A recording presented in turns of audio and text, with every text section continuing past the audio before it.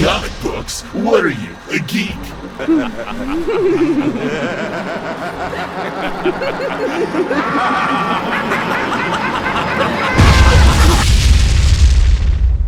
It would kinda suck to be dead, right?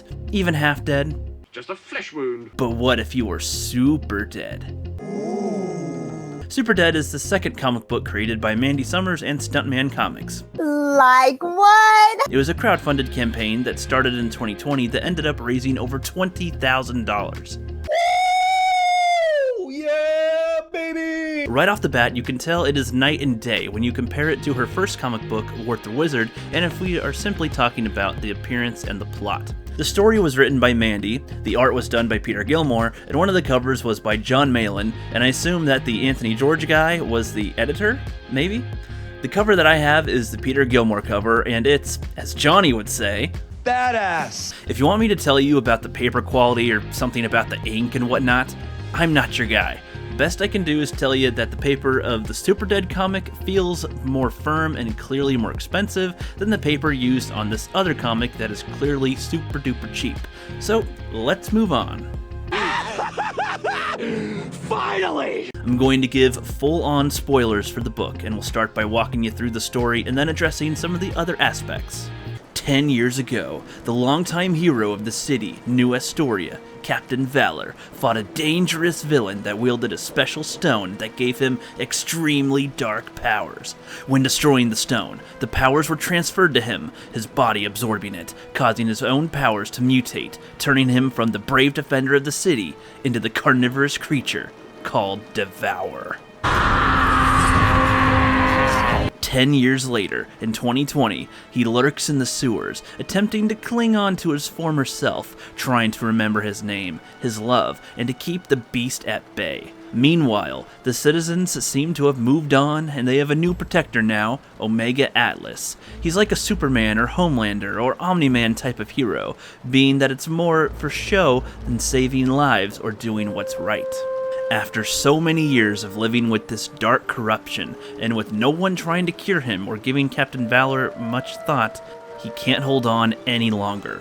The hunger he's held back for so long has reached the surface, and the beast is unleashed. He kills the little girl that's been kind to him.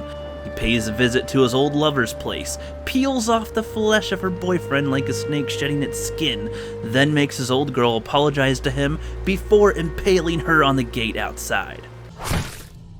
Ow! That fucking hurts! With the only girl that could tame him out of the way, he raises more of the dead to feast on the people. He will make everyone remember this night. So he aims to take out the biggest fish in the pond, the hero that replaced him. He battles with Omega Atlas, giving more of a challenge than was expected. Omega seems to technically be more powerful, but with the aid of the undead and the darkness that Devour has at his disposal, he is able to take him out, and now everyone will remember. And that is the end of this issue of Super Dead. I think the depiction of Captain Valor's mental descent was done well.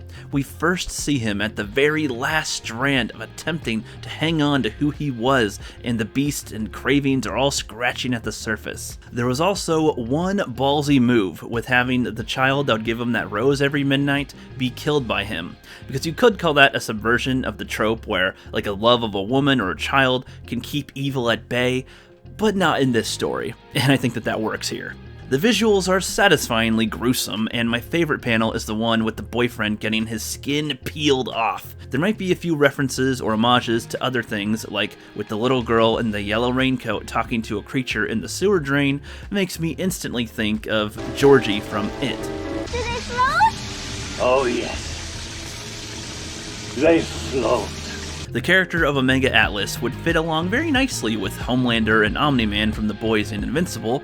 The panel where he's shoving the money into the robber's mouth would be horrific to witness, and the visual tells you simply what kind of a hero Omega Atlas really is. Overall, I think that the comic is pretty good. It's a short story and works as a single issue, though if they decide to make a couple more of these and for like a series, maybe just a few more added on would work, but I don't know if you'd want to commit to like a full franchise, maybe make it a trilogy of some kind, or the one with 6 or something. Just don't, I want to fill up this universe, just, I'd keep, pretty pretty short here. And that wraps up my review of Super Dead. You can check out what other comics Mandy and her team have for the future on their website, and thank you all for watching, and have a great rest of your day.